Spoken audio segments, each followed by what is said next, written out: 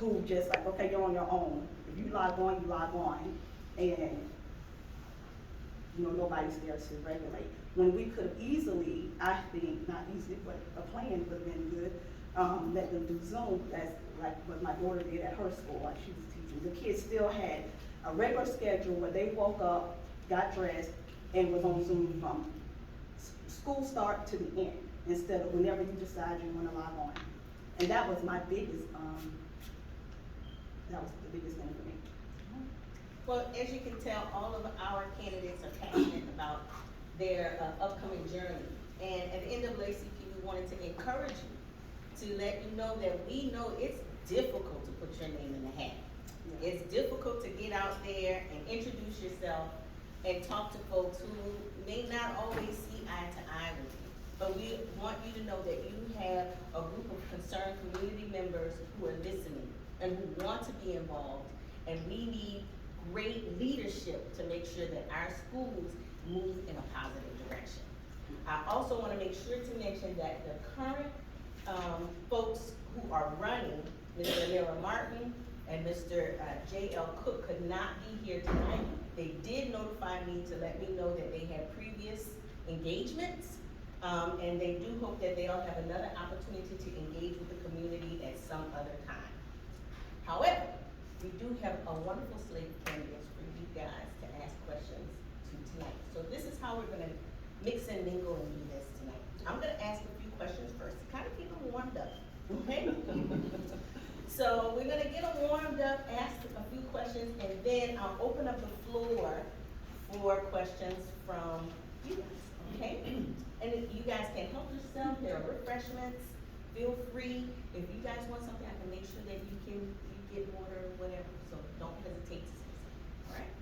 So the first question that I have, and we'll move on the other side, we'll go back this way. So Shontelle, you'll start again, Ms. Childress. Could you tell us, what would you do, or how would you approach our underperforming schools within our district? I think as a matter of fact, my daughter goes to one of those underperforming schools. And so, in 6th grade, I was looking up some things that, not that I probably could do anything, but to maybe recommend to, or have a conversation with the teachers or the principal. And one of them was like evidence-based practices, where you can look at other schools or other counties or the districts, see what they did to bring up their schools' scores from being underprivileged, underprivileged schools coming up to the target. Excellence in teaching leadership, send teachers to leadership conferences and give them more leeway to be more creative in the way they're teaching. I know a few teachers who left the public school, went to STEAM because they had that option, that flexibility to be more creative in their teaching, and those kids are doing well with that. Create a culture of high expectations, and don't let's it's not okay, well, in my household, it's not okay to have a C, but want them to thrive to make a B or an A for kids who don't think that they could make those grades, and frequent and intensive tutoring programs. Well, thank you. And I didn't mention that, so we want to try to limit some of the time to about 2 to 3 minutes. And I know that's not enough to really tackle a difficult question, but as much as you can, we want to be as concise because we want to leave more time for questions from the community. But Mary, could you tell us, what would you do to approach, or what approach would you take to tackle underperforming schools in our district? So we have 15 schools here, and they all are very different. So if we have an underperforming school, we can't just do this like, oh, this is what we're doing at this school, so let's go there. Right? We need to make sure that we're making sure this school might need reading and this other school might need math. So if we need more teachers in those areas, we need to hire more teachers in those areas. Even if it means they're just helping out. In elementary school, right, you have a parapro for the younger grades, but as you get older, we don't have as many parapros. You might have one for the grade level. Well, there's 100 kids in that grade level. So if we're failing, maybe we need to find more people for intervention, remediation, and even enrichment, because we do have kids who are doing well at these schools who need to get their enrichment also. I like the idea of tutoring at the States Grossing Academy, when they take their breaks, the first week, if you need remediation, you are at tutoring. That is a requirement to go to that school. You cannot just slack off, and I think that's one of the things we need to do. We are behind with COVID. We know our students are falling behind, and so the summer program that we have, that they're gonna have, that's a great idea. Why can't we have that during our mini breaks, right? The kids could go to the school during the breaks with, you know, tutors or whoever we can find. Hopefully certified teachers would be able to be paid during those breaks. But we could do that so that they're not getting these weeks off where they're just losing more and more. And this idea that we are gonna be successful, we can't wait till middle school and high school and hope that these teachers can catch them up. There's kids behind in first and second grade. We need to be doing that then. We need to be talking to our parents, because I can remember as a kid asking my dad for help. My dad was born in the 40s, and I was not. I was born in the late 70s, right? So I went to ask him for help, and he's like, "Go get your slide rule." And I was like, "Oh no, we don't use slide rules anymore."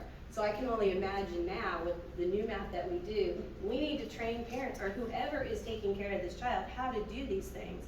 At Sally Z, when my daughter was in first grade, they gave us a Saxon phonics booklet. It was a lifesaver, because I don't know about you guys, but I have not had to put the dots and the things over the letters for quite some time at that point. I was like, why can't we do this for math?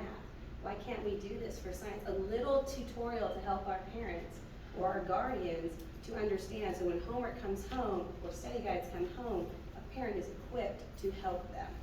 Because you can, and then also we have a lot of stuff done online, which I know is the way of the future.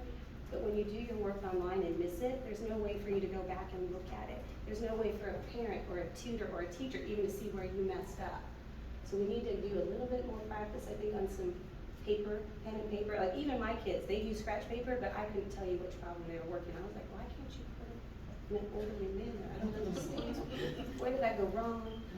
But those are the things. We need to be focused on our children and giving them the right aid. It's not a one-size-fits-all. And each school needs their help in their areas, and so that's what I would suggest. We need to get some parent involvement in that too. Wonderful ideas, ladies. I agree with all that you've said. I'm gonna go further. We need to support our teachers. We need consistent administration. We need to make sure that we are supporting them in ways that maybe we haven't thought about. I was raised by a single mother and also a grandmama. And my grandmama would bring me up and make sure that I was doing what I was supposed to be doing. She said, education is your key, it is your future, and no one can take that away from you.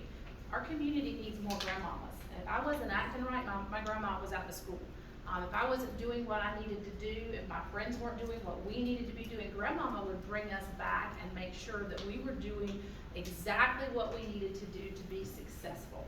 We need more of those in our community. We need our community to step forward and to make sure that we're holding the community responsible, we're holding our teachers responsible, and we're holding our board responsible. We need a board that's gonna ask questions. We need a board that's not gonna trust everything that's given to them by their superintendent and by the office staff. We need to make sure that we're asking the difficult questions and continuing to ask them, even when we're given a very lovely answer that we know is not correct. So I guess my answer is not very organized. I'll start with saying we need to support our teachers. We need our community to be involved in making sure that we're all a part of educating our future. And we need consistent and clear administrators that are going to help maintain those goals within each of those schools. I think that's a big part of our problem now is that we expect, we think that the right things are happening and they're not always happening in the way that we wish that they were. So we need the community to be involved, and I think events like this are a great piece of that. But I think we've got to make sure that we're holding kids, holding families, holding teachers and schools responsible, because this is our future. Yes, I had the privilege of leading one of those schools for 3 years of my 31, well actually 7 years of my 31 years. So the first thing that an underperforming school needs is a strong administrator. I think that the school system should put their best administrator at the underperforming schools, and that be someone who has the skill set to write and develop procedural expectations that are explicit, that are communicated to all that are involved, who has the skill set to identify teachers, that all of the teachers need to be certified in an underperforming school. It's not a good excuse to have people in a school who's not certified to teach the content. So we need to make sure that our teachers are certified, that they have the professional development or the training that they need to be successful. We see now in a lot of the schools, in the underperforming schools particularly, but all of the schools, the behavior of the students is just off the chain. And why is it? It's because the teachers are not supported the way that they should be. A lot of the teachers don't have the skill set to understand how to communicate effectively with the students. So that would be professional development that's needed during the planning time. Those who worked with me when I was at Langston Chapel Middle, they had a very organized things to focus on, and behavior was one. You can get an underperforming school to the point where kids are walking in straight lines and they are quiet during transitions and they do respect the teachers. But it takes a skill set from the administrator's perspective, and that administrator has to be supported by the Board of Education. Then all of the teachers need to be certified, and if they're not certified and seeking certification, then they need to be assigned mentors. We have teachers now who are assigned mentors, but the mentors are struggling also. So you need to have mentors that understand and have their classroom under control. Their kids are performing. Develop your procedural expectations, your behavioral expectations, communicate that, be consistent in reinforcing that to create a school that is safe. It takes about 3 years to turn an underperforming school around. I don't know if any of you were here when Langston Chapel Middle School was on that, well, I guess they call it the failing list, and we had to do all of those things to turn it around. And it takes 3 years to create that sustainability that's needed. So I would say the strongest administrators with the right skill set, because you can have strong administrators that don't have this, you know, all of us are missing something. It could be effective communication with the parents, it could be just a lot of things. Understanding what research-based instructional strategies look like, and that data analysis is critical. I did not want to forget that in an underperforming school. We must be able to look at data, attendance data, test data, all the data that come to us, identify where we are weak, and write a plan to improve in that area, in those areas. So the teachers must be involved in the school improvement planning process in order for that school to come out of the gutter. Because if they aren't involved, they don't have the buy-in that they need to make it happen. So in order for teachers to make things happen, they have to be involved with that, and they have to be supported. I could go on and on and on and on and on, but I've lived that life. I know, because I nominate you for leaders of the Well, let's not put the cart before the horse. Finish up, so now let's Oh, they have all said such great things. I feel like I'm sitting here digging for what can I say. I do want to start off by saying that I find so many times that we have people try to give us answers to things that don't have experience in the fields that we need answers for. I think we need to go into the trenches, and those trenches could have our students, our teachers, and our parents in them. And I totally support Liz with data analysis, what I call root cause analysis. All three of those different groups need to sit down and identify what are the root causes of this school being underperforming. And once you identify those root causes of why it's underperforming, then you can start coming up with solutions. But those teachers and those students and those parents of those underperforming schools need to have the strongest voice for that school, and not outsiders trying to always tell them what they need to do. They don't walk the walk in that school. They don't have the first-hand experience. And once they identify all that, then they can come in and take care of that. I remember in 1987 when I graduated from Georgia Southern, it was hard as all get out to get a job in Bulloch County. In fact, I had to go to Effingham for 7 years before I was able to get on in Bulloch County. Bulloch County has that same opportunity with Georgia Southern, East Georgia College, and Geechee Tech of getting cream of the crop educators for our county. And we have to do something to entice them to stay here in our county and to work in our schools. I believe in incentives, and when people hear incentives, the first thing they think about are dollar signs. It doesn't have to be money. I can guarantee you, true educators do not go in the field for the money. My first check was around $975 for the month, as other people's were back in 1987. We go in because we have the passion for teaching, and we have the love and the care for students that we want them to be successful. I can tell you, education is the equalizer to every human who walks the face of this earth. If you have an education, then you are equally capable of achieving anything you want to achieve. It doesn't have to be a four-year college degree. It doesn't have to be a technical degree. It can only be career ready. You gotta be ready for a career, and you can get that in the education system of Bulloch County. So those incentives to get teachers to be here that are cream of the crop, let's offer them a 2 or 3 year contract. I remember as an administrator, when Dr. Holloway was our superintendent, he did that for strong performing administrators. He gave us 2 and 3 year contracts to keep us in those schools and to keep us in Bulloch County. And as an educator, especially an administrator, you do not have tenure as teachers do. Our job depended on year to year. So there's a great incentive not only for your teachers in the building, but for your administrators, as Liz referenced, to get those strong administrators in those schools who know that they're guaranteed a job there and can do what it takes to do to turn them around. I want to see us play up all the things that we have in Bulloch County. I don't think we have truly dug into the assets we have to support the education.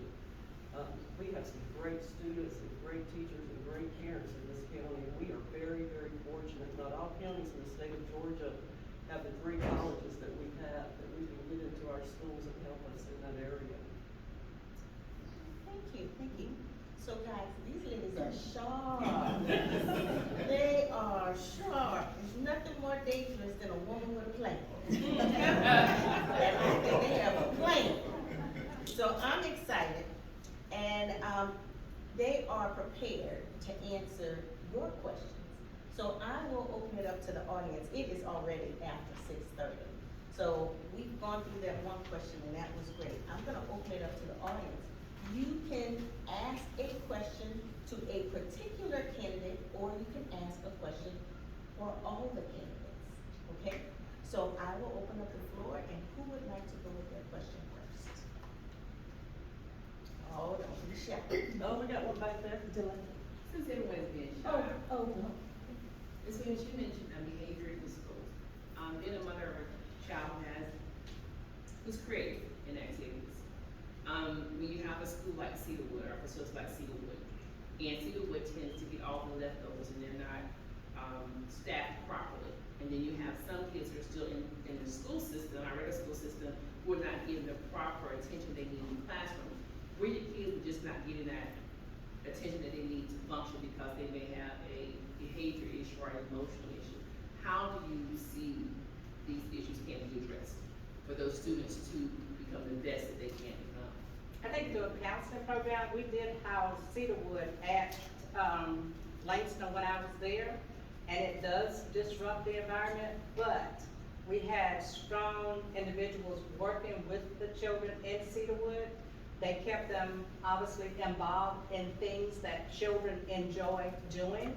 I think that a lot of times our children are causing a lot of the behavioral problems because, no one, we haven't identified with them as teachers. That's one of the first things I used to tell my teachers when we start doing pre-planning, is to work on establishing a good working relationship with every child that you encounter, so that you can build trust with that student.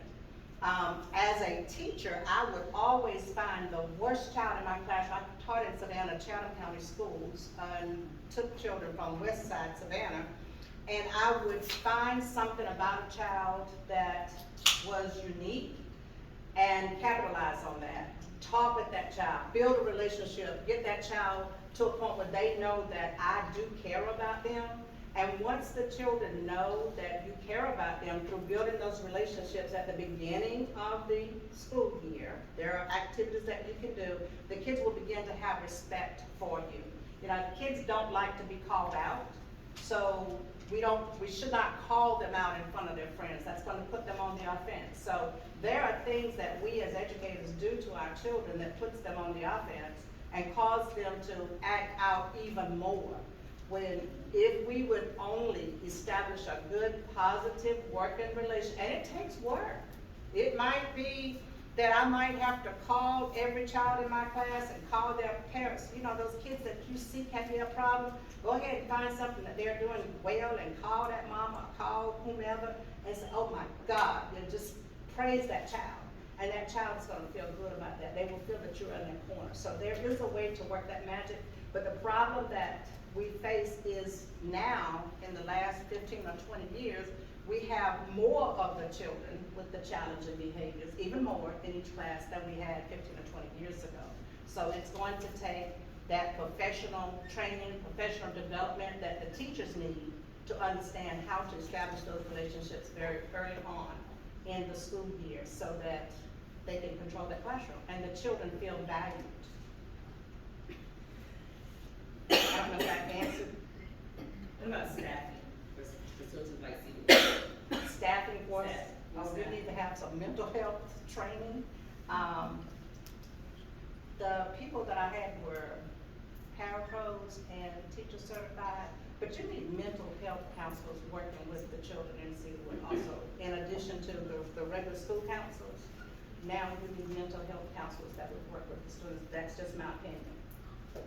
But sometimes the kids in Cedarwood, has anyone seen or been in a Cedarwood class before to see how the schizophrenic children or children with severe behavior disabilities react? Any little thing can set that child off. And you can have all the skills that God has given you and trained and everything, and still that child can just go ballistic over something that you don't expect. So you need some restraint training. That's a very challenging environment. April, I'm sorry, that's a very challenging environment to work in, but you can work that environment successfully.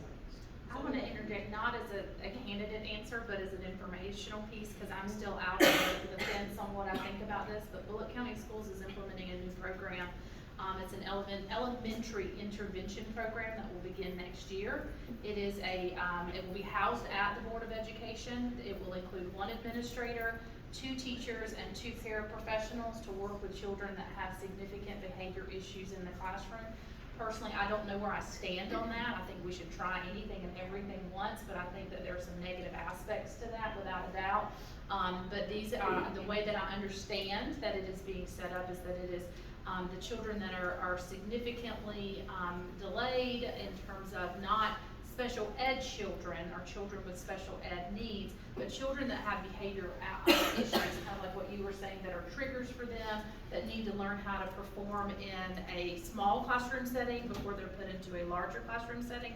Again, as a Board of Education member, I don't know how I feel about it, but just so you know, it is something that funding has been put aside for and that they are hiring for at this moment in time.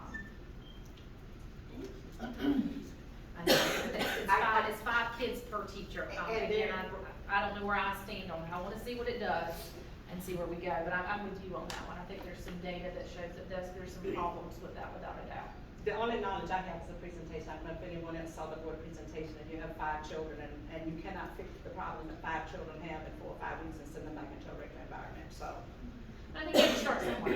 I think you have to start somewhere, and if you're being triggered by a large classroom with specific expectations in which you are asked to go and transition and go to lunch and go to PEs and things like that, you need to start somewhere, and you need to start small. I'm not gonna go run a 5K tomorrow, but I might run up my driveway, because I gotta start small. And I think that's part of that process, is that I gotta start small and I gotta work towards that. And so again, I'm not saying I'm in support of it because I don't know, and I think the data on that is very inconclusive, but I'm willing to try anything to help support the kids in our community that need that.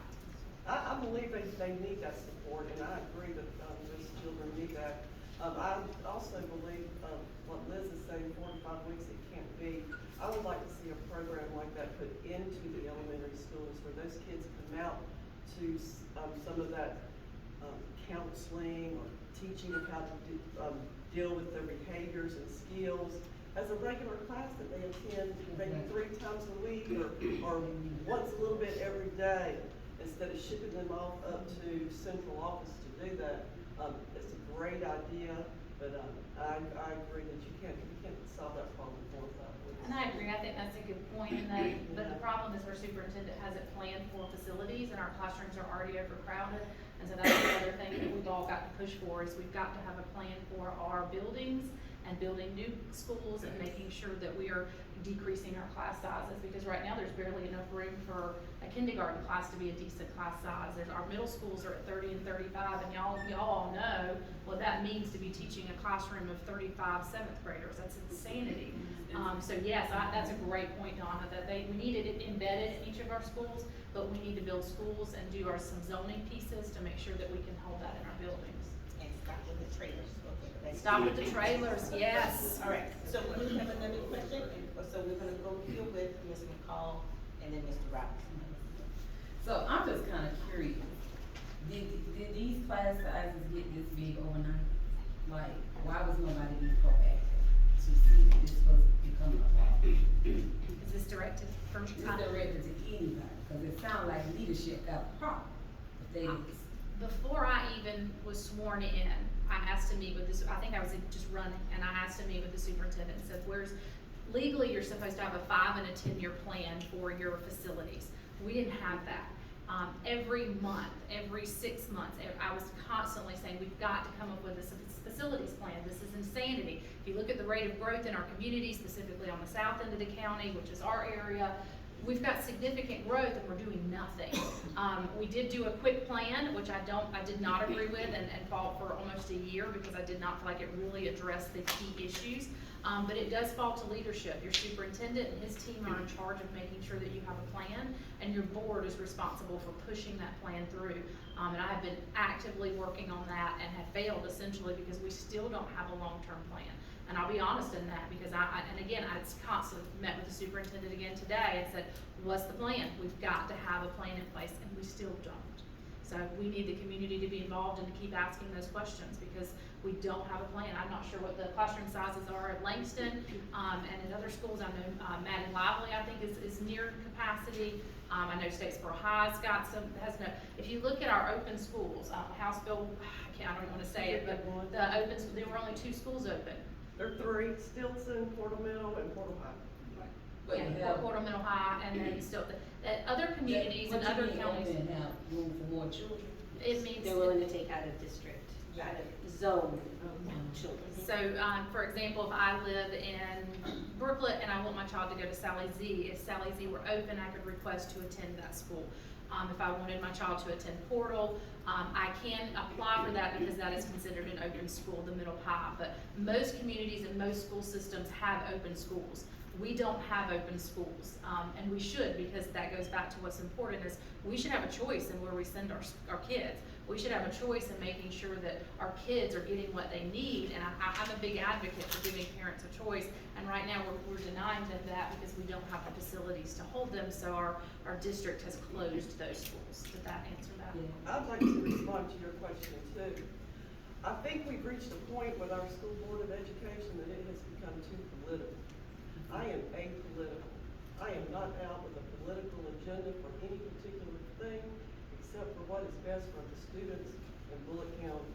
And if our 8 board members will focus on what is best for the students, whether it's the curriculum, the class size, the administrators, the number of teachers, the facilities, we've got to get our school board back focusing on our students and getting those students educated and not worried about disagreeing so much on things that aren't of concern to the education of our kids. That's where my heart is for the students in this county. Again, education is an equalizer for every kid in this county, and they need that education to have the opportunity to have a bright future. I was looking at data last week about my daughter was, again, she was Langston. So one day I was picking her up around the back and I saw the portables. So I'm thinking, not thinking that the portables were for our kids. I'm thinking, you know how we have a construction site and they have the portables. That's what I thought first the portables were for. Because we haven't been told that they're gonna have portables for our school, but now I know that those are for our kids. But we have at Langston over it's over 850 kids at our school, whereas William James only have a little over 500 at their school. And as everybody know in here, that Langston have the most behavioral problem kids at their school, and come to find out that we have every project goes to Langston, except for one that go to William James. So how can you have a school that's gonna be able to function with all of that? That's right, there were 9, and there 8 of the 9 go to Langston. They go to Langston Chapel, and then you wonder why we have such issues at Langston Chapel. But we do have great teachers though, at Langston.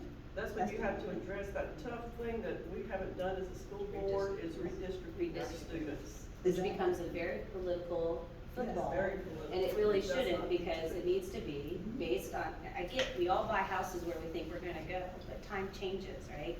Students, when we bought our house and we went to Sally Z, it was a brand new school, it had 536 students in it. We're like, it's a very big school for 536 students. Now it has over 750, right? Because we haven't redistricted it. We've redone the transportation zones. So that is how we believe the approach. So there are kids who should go to Mill Creek or go to Langston Chapel, but because they ride the bus, they come to Sally Z now, which is fine, because there's plenty of room at Sally Z at this time, right? It holds, they say it holds 850. I don't know how you're gonna get 850 children there, maybe 800, that's pushing it. But their friends in their neighborhood, if they don't ride the bus, they go to Langston. So why are we taking communities just by a street? And if it's a neighborhood, then it needs to come to the school. Right? We can't just say, well, you happen to live on this road, so you get to come, and the rest of your friends who live on the west side, they gotta go to the other school, because that's how the transportation's going. We do need to redistrict. I mean, and then we can decide, do we need more schools? Probably. We're probably gonna need more schools, which is expensive. It's costly. But we don't know exactly. We have kids going to schools that, you know, they hardshipped in, or for whatever reason they're in there, and now they're taken away from, the biggest one is from Langston Chapel Middle, Langston Chapel Elementary, right? They've hardshipped into another school. And so all the value that that parent had, or that family had, or that student brought is now gone. It's gone to another school, which doesn't help Langston, because if you're taking all the good students out, what's left? Right? You've got 8 projects there. That's not fair for them. It's not fair for the other kids who are now taking, I don't know how people could go to Portal from my house. I would never be on time. Never. My kids could never do that. But we also have I know at Statesboro High, AP ELA has over 30 kids in it. AP Environmental Science has over 30 kids in it. That's a lot of kids in an AP class for the rate they're going. So we do need to do some rezoning, and it's going to be tough. And my idea is if you do it and everybody's a little bit unhappy, you probably did it right. Yeah, well, we got a lot of unhappy going on. I don't know about it being right, but we don't need to. I mean, for rezoning. Yeah. Everybody's a little bit, but if one group's only happy, then we probably didn't do it right. Well, we're engaging in this dialogue, and that's good, because we want to try to get as many ideas out as possible for, you know, our community members to consider. So Mr. Robinson, you had a question, did you want to pose it to any one person or to all the candidates? I guess I already have a question, but school board. Does the superintendent work for the school board or the school board work for the superintendent? Superintendent of school board. So I'm hearing. Not in this one. Not in this one. Understand that. So that's a problem itself, because maybe the people that's on the board need to be replaced if they can't hold their employees accountable. Because we're talking about accountability, correct? All right, so I sit here and I listen to underperforming schools. Here we talk about elementary. I haven't heard anybody say about pre-K, because everybody knows that's where it starts. And so, if you really want to get to the root cause, if you take a look at the budget, how much money, because I always believe in a man's business, where his money is allocated, it's really where his heart is at. How much money is allocated towards pre-K and to pre-K versus building a $51 million Southeast Bulloch High School over there, and we're talking about underperforming. As a school board member, do y'all take a look at these budgets? Are you all a part of the allocation of money? And what is your stand about what we're doing in pre-K? Because that's what we're They can't read. That's a leadership problem. That's a leadership problem, and I say that because the principal can have a procedures and expectations in place. I'm thinking about my time at Stilson Elementary, where you have your children reading and reading fluently by the time they get to second grade. And it stems back to the professional development, the training, the expectations for the teachers, the support that the teachers get, the resources that they have to make it happen. It's a challenge, but it can be done. I would like to see every 4-year-old in Bulloch County in a pre-K program. That's right. It's a great time to get social skills, it's a great time to learn behavioral skills, and it needs to be a time for that. When I was an administrator at Southeast Bulloch High School, we had a pre-K program. I don't wanna speak about what is happening right now, because a lot can change in 5 years, and I have been retired for 5 years. But from my understanding back then, is the county has the number of pre-Ks that the state would fund. Why can't we fund more pre-Ks? I agree with you 100% there. We need to look at that. Let me ask you a question. Can I answer your question though? The state wants to provide pre-Ks, we just don't have the rooms, and that's part of that argument and that consistent piece. We have waiting lists now, not all of our pre-Ks have waiting lists, but that state funding for it comes from the state. That's where that funding comes from, but the state wants to put more pre-Ks in our county, but our superintendent has denied them because we don't have the facilities to house them. Wasn't his contract just recently renewed? Yes, and Maurice Hill and I were the only people that voted against that. So, out of our 18 schools, we got 11 pre-K areas, okay? And here are the schools, so when you look at the number of classroom size that is set, which is allowed to 22, that accounts for 436 kids. Out of 1,080 schools, it's now, out of 10,800 some students, only 436 is allotted for pre-K school. I think if you look at anybody that knows math, do the percentage of that.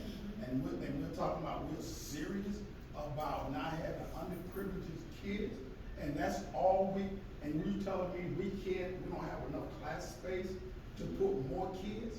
Yes. Come on, man. 7% communication number, now what you say is what you do. And what we're doing is, you already stated earlier, it's what somebody decided they did not want to do. But at the end of the day, it's, how many board members? 8. So when you individuals decide, as we sit here, we talk about a plan, you all know what to do, and decide you want to do it, and not let some one individual dictate to you what we're going to do, then we will get results. Right now, we're not getting results. This is what we're constantly doing. And it makes no sense with all the talent I just see up here at this table that has answers. And we're sitting here saying, because we won't deal with the blue collar. We're talking about underprivileged, right? I've been out of the school system a while for my son, but I can guarantee the underprivileged school, I can tell you what gender, and I can tell you the ethnicity of the gender of these underperforming schools. That's right. I already know it. I don't even have to dig in it now and know it, and I've been out of it for 12 years. And I think we as educators probably know what you know. And I think one of the problems is that you don't have enough, and I know just watching the board members, I know April has been very vocal, that you've got to ask those questions during those meetings. You've got to be a person who really understand and don't mind asking questions to make whomever is doing these presentations rethink that plan. And that's what we need, is people who understand the education, understand what it takes to make a difference, understand what it takes to move our school system forward. And anytime something is presented to the board that's not going to get us there, then we need to verbalize and ask the kind of questions that makes whomever's presenting it rethink, well, maybe we need to go back to the table and think about this again before we just raise our hand and vote to approve things. That's just. I want to add on that, for every one of you, you are elected. Just because they tell you something doesn't mean it's true. You've got to follow up, you've got to get it in writing, you've got to give it to reporters, because they will, what is it, the new term is gaslighting. Oh, Ms. Newkirk, you don't know what you're talking about. You have no experience in that. Yes, I do. I'm telling you, I'm looking at the numbers. The numbers don't lie, and they will consistently seek out. And before I was elected, the only person that asked questions on that board was Maurice Hill. I mean, everyone else just sat there and, like you said, they just raised their hand. Every single one of them. Maurice and I have worked, some others have started asking, but we ask the questions and then we follow up. That's the other part of that. So every one of you, if you are elected, don't forget the follow up, because that's a big part of that. Is they will tell you it's beautiful, and they will convince you that the sky is green, and they have yet to do that, which is why they are actively seeking to get me out, because I won't play ball. I won't play their game. And that's okay if other people want to sit in there and do that, but that's not okay with my kids. That's not okay with the kids in our community. We've got to keep fighting, and I need allies on this board to continue that fight. And so if I'm not elected, then you take it and you run, and I trust you to do that, Donna Clifton. Take it and run. Take it, and I'm okay with that. I think Liz would be a #1 witness that I am not afraid to ask the question. Good. I am not afraid to be in opposition. We all have our opinions, and we all have what we believe in. And I am gonna stand for what I believe in. And I have a nickname in the education world amongst my colleagues, Donna Do Right, because I'm gonna do what's damn right for our students. Good, I like And it. people are gonna be angry with me, and, I, as an administrator, I was not buddies with anyone at central office. Good. I didn't care for an email, because that's usually how I was, I would call and I'd say, we fix to meet face to face. I believe face-to-face contact, don't blow it with words, but I can guarantee you if I'm elected. And again, I am apolitical. I am not out here because there's someone I dislike that I'm trying to do something against. I'm out here because I want to do what's best for the students of this county. We've got to stand up for our kids. Who's going to stand up for them? We don't. We've got too many kids today that don't have parents who are standing up for them. So we got to come and stand up for them, whether they're our children or not our children. We've got to get innovative. If the state wants to fund pre-K, it doesn't have to be at a school. There's enough empty buildings in Bulloch County that we can get a building and put a pre-K classroom in there. There's enough school buses we can transport lunch over there for them. There are ways to solve these problems. And we got to stop bickering amongst who's at fault and who made the decision, and come together as adult humans that's going to do what's right for the kids of our county. And that's why I'm running for this Board of Education. I pray that I get it, but if I don't, the Lord has another plan. Well, I would like to know how many kids actually signed up for pre-K and didn't get it. Because if only 400 and something got it, how many kids? You have to keep in Didn't mind get it, that 'cause he's that's just- the need we he's need, giving right? numbers for the schools, but there's also other pre-K programs. There are other in pre-K the county for programs, but you have to daycares. provide transportation to them and you have to get there. It's a lot easier to get there Yeah, on there's a bus. question how The effective. question is, and I agree with you, how effective are they? I guarantee the one that's in these schools Are held more accountable. effective and more accountability than the pre-K. And that is it out. Well, we'll do it in the pre-K, but when you get into the third, fourth, or even to senior high school, we talk about performance, that here, and the first thing I want to hear is the word culture. But we underperform in 19 and 20 for graduation rate compared to the state than what we did in 16, 17, and 18. You go back to Southeast Bulloch High School, and that's one of the things I'm known for, is increasing the graduation rate and getting it in the 80s, because we did whatever it took to keep our kids there. I will go back to this with pre-K. All the pre-Ks, whether they're inside of the school or in a daycare, are highly monitored by the state. We had state monitors come in often to our pre-K program, and they do the same. If you're familiar with Stephen McBride, Sandra and Chris's son, he works a pre-K type program, and he can verify for you that they're very highly state monitored. I'd like to add that, this is a statement really quick, that facilities and space for students is a cop-out, because there are, the Georgia Southern, there's East Georgia, there's OTC, all of those institutions are state-funded institutions. All of them have space available in their schools at some time. And I do believe that if all of the leaders were to get together, there would be, we could easily create some space to allow for at least 2 or 3 more pre-K schools.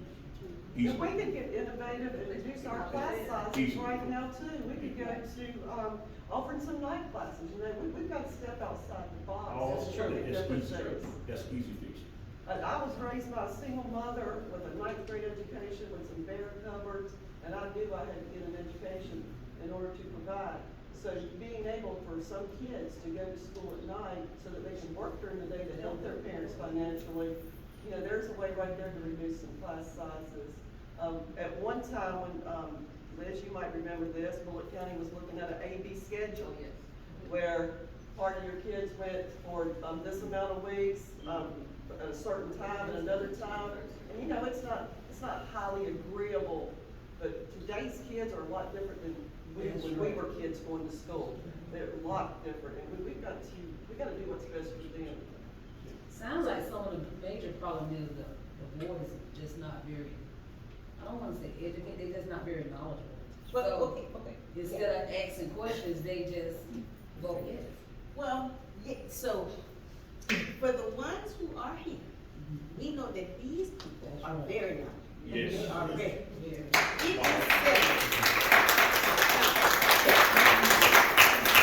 It is 7, and I wanna honor people's time, and I wanna allow the candidates to have a moment for any closing remarks, and then we'll move on to any mixing and mingling, and people can ask a a side question to the candidates as we do so. So, Ms. Clifton, if you don't mind, we'd love to start with you with any closing remarks that you would like to share, please. I first of all would like to thank you very much for inviting me here tonight. And I want to apologize to you for not responding back in time. It's kind of been a whirlwind the past week in my family. My husband's in the hospital at this moment as we speak, but the Lord's got him going in the right direction. I would be honored to have your vote and to have your support and to have you contact anyone that you would be willing to support me. Because I will work my hardest to do what is right for the students and the teachers and the parents in this county. I probably will not always do what everyone agrees upon, and we know that as humans, that we don't please everyone. My daughter laughs at me now. She says, Mama, remember, she's 30. Mama, remember you used to always tell me you ain't my friend? She said, guess what, you my friend now. I said, well, guess what, you're 30 now. So you have to have those hard things to have in those hard conversations. Our county is so blessed, and you can see how blessed we are by the number of people who are moving here. That's why we're having these problems. People want to come to Bulloch County. They want to come here. And at one time, our schools were top notch, and we've kind of let that fall down. We've got to get it back up there top notch to where it once was. And we've got to support our teachers. We have teachers who are leaving within 5 years of being in the profession. And we've got to be there for them. We've got to support them and help them. And we've got to communicate with our parents. I was a firm believer in communication. Every Sunday night, I sent an email to my parents when I was an administrator at the middle and high school. Every Sunday night, they got a phone call through the one-call system. When I was a classroom teacher, I would call 3 parents 3 nights a week after dinner. My children were in bed. Things can be accomplished when you have open communication, you have an open door policy, and you tell people what's happening. People do not want to be blindsided, they don't want to be left in the dark, so we got to do that, we got to communicate, and we've got to support each other and do what's right. Again, thank you for letting me come, and I wish everyone on this board the best, and I want us to have the best board there is that's going to fight for our kids and our county. Thank you. Thank you. Say thank you for the invite. I actually enjoyed answering questions. We always say we don't want to go back to where we were, but I do want to see our school system get back to where it was at one point. And that was a time when the administrators worked collaboratively together. We shared ideas. We problem solved together. We understood, we were trained how to write school improvement plans, how to analyze student data, how to use that data to plan for improvement. Teachers being supported, professional development. I don't know what happened, but it's all gone. And if you were to ask if it's taking place, you would say yes, But as someone said earlier, if you start asking the right questions, you'll see it's not happening. And we cannot continue to blame the fact that, oh, we were in a pandemic, oh, COVID made us do this, and we can't do this, but we can't use that as a crutch. We have got to capitalize, as people have said, on the resources that we have, making sure that our leadership from the top all the way down is strong. And if it's not, provide the training, make the training available to them, and stop moving principals around, because I cannot work in a school being afraid that you're gonna move me next year. I can't create any sustainability if you're moving people all the time. If I'm not good, then get rid of me. Send me to the house. So we've got to make it, we've got to do better. That's all I have to say. We have to do better, because when you move people around, they have to get to know that school, and it just creates an environment that, as Donna keeps saying, is just not best for our children. So I want to be taken back to where we were previously, and then be enhanced on what we did previously, with that collaboration, people working together, professional development, teachers being, recognized, just a strong school system, We don't need to let these surrounding school systems continue to just outperform, and I hear things that's going on there. We used to do those things. We used to look at Bulloch County schools, but not anymore. And if you talk to people outside of our county, they'll say, what's happening in Bulloch County? Bulloch County is going, so I'm hoping, I thank God that I'm unopposed, because I had scheduled total knee replacement surgery prior to being encouraged to run. So I thank God I was unopposed. So I accept the job to serve without any reservations. I have no other obligations. As these people know, I'm retiring, and that will be my only job outside of grandmama, quilting, and gardening. So. Well, fabulous. Thank you so much. Thank you for hosting this. One of the things that I tell my students at the university is that if you're uninformed, then there's a problem. And these opportunities to get informed and to know who you're voting for are key. And so you need to make sure that you're telling your colleagues and your peers and your neighbors and all of these people that get informed, know who they're voting for. If you don't agree with where I stand on issues, then that's okay. Vote for the people that represent your key ideas. I think that I spoke about my failure in the building facilities, but I do want to say that I do feel like I've had some significant successes. I think that a lot of the programs that have come out are really helping to support all of our learners. One of the big fights that I had coming in was the fact that we moved administrators every year, and offering some consistency and making sure that our administrators have an opportunity to build community within their buildings, to build rapport with their families within their communities, and that's part of retaining good teachers, is having good administrators that are going to support them. That's been a big battle, and I've seen some significant successes in that. One of the other pieces is giving families choice, making sure that families have a choice in what their children are being offered. That's a big part of that. And going back to the pre-K pieces, we're adding and we're working to add that. I'm pushing those without a doubt. But the other part is most people may not realize is that pre-K teachers are not paid on the same salary schedule as public school teachers. And that was one of the things that I fought and won, was they're still doing the same job. In fact, a pre-K teacher's doing a lot. And whenever COVID hit, they were asking pre-K teachers to not only teach the babies in front of them, but also to teach online at the same time. And if you remember that conversation, they were trying to do some audio visual stuff for us at the board, and I said, imagine having to work a camera and having 25-year-olds in front of you.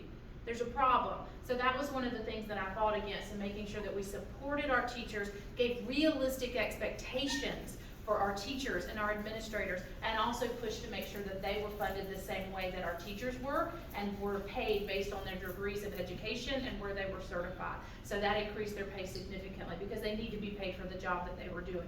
Another piece is increasing our substitute pay. That's been a big win, is that we need good qualified substitutes, increasing our bus driver pay, as well as increasing the pay of those that are non-certified. And that's been a big part of what state legislation has offered, but Bulloch County Schools has offered. So we have a long way to go. I see the issues, I recognize the issues, I've proven that I will fight for those issues and will continue to do that, because I don't care if I hurt someone's feelings. I care if our kids are productive and they know what they need to know in order to be successful in our community. And I've proven that, and I will continue to do that in fighting for our children and our teachers and our administrators and our support staff. That's a big part of this. Thank you all for coming out and listening to us.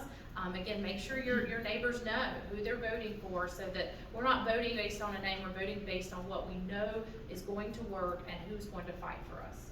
Thank you. Right, thanks for having me. This was actually fun. You got to ask questions, and it wasn't just 1 minute where you had to answer as fast as you could. And you're like, okay, they get it all done, and there's a little guy with a green, yellow, and red thing telling you to stop.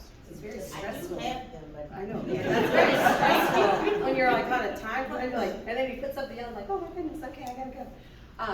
Thank you for having me. So, I am just a parent who wants to make it better for everybody, not just for my kid. I kept getting calls from people who will remain nameless, but they would go into these meetings with people, and they'd come back out, and they'd be like, Mary, does this sound right? I'm like, no, that doesn't sound right at all.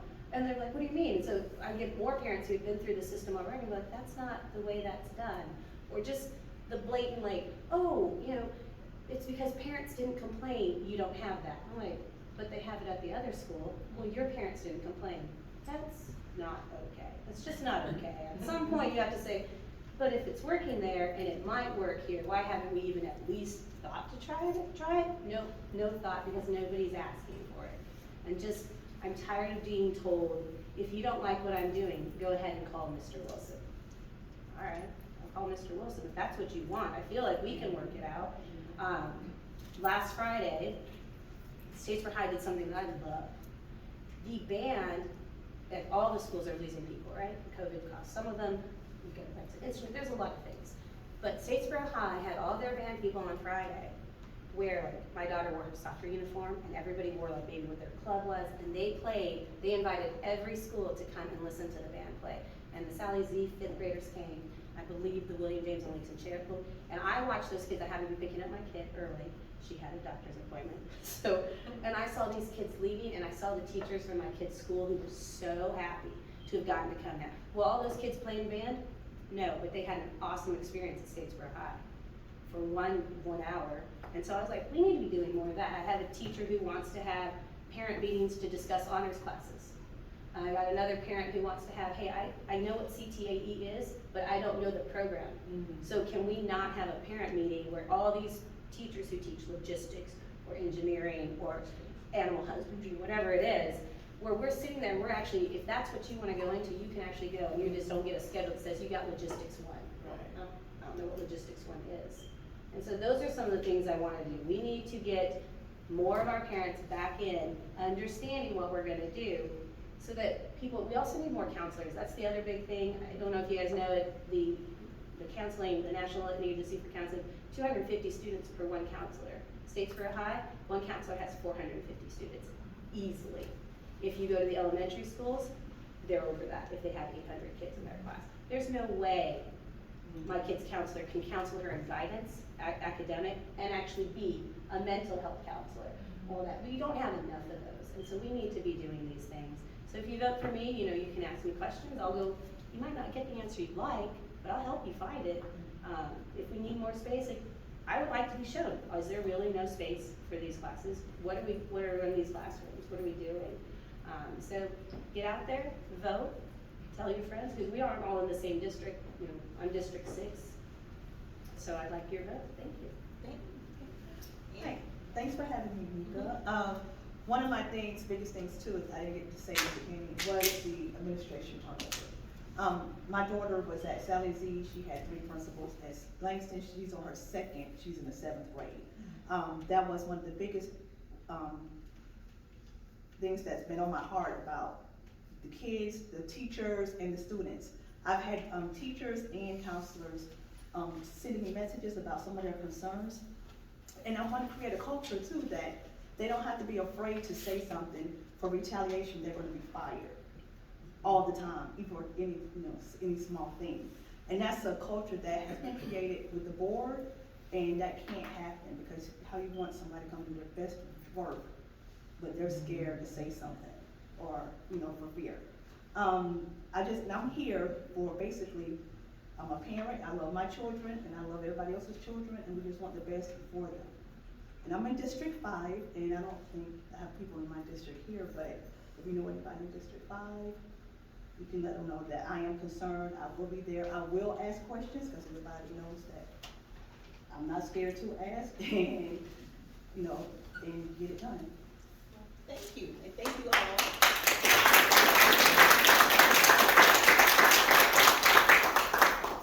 Again, at NAACP, we wanna make sure that you know that you are encouraged. NAACP is a community organization. We work for social justice, we work for equity in education, and in business, and in politics. If you are an NAACP member in Bulloch County, can you please stand? All those members.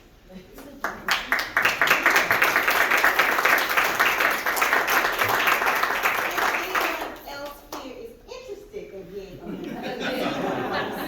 we would love to welcome you into the organization. Now, when you leave this place, know that you have had the opportunity to meet wonderful candidates, Yes. engage in enriched dialogue. You have a pledge card. Please take the pledge card. You also have the QR card. We want you to get out to the polls and vote. You can explain what happened tonight, but you could also share, if you're on Facebook, this video with anyone you know who's eligible to vote. If you know a first-time voter, show them the pledge card, show them the video, and tell them, hey, stay informed and get out to the polls and vote. If you want to drive people to the polls, you can see the limit. We have people who are interested in taking others to the polls to vote. But whatever you do, just get out and vote. I want to thank you for saying that, because I worked the voting polls the 5 years that I have been retired, and it breaks my heart that people don't come out and vote. What a privilege and right that we have to be able to vote. So encourage people to vote. I would rather see them vote. They don't even have to vote for much. Just vote, get out and vote. That is very important. Exercise that responsibility. Exercise that right, yes. Now, our candidates are gonna be here for a while longer. They'll answer questions. It is a little after 7. I know that many of us have families at home, we have other responsibilities to take care of. But we wanna make sure that you have an opportunity to ask that question to the candidate who will represent your district. And so your voice is heard and you get to make an informed decision. All right? You guys feel free, enjoy the rest of the evening.